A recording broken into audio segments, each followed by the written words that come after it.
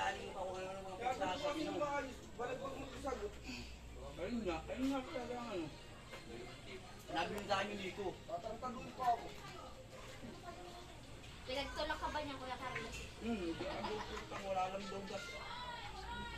Walang gas. Wala nga kasi. Eh, pa-plug ka. Hindi to. Sa Yubak.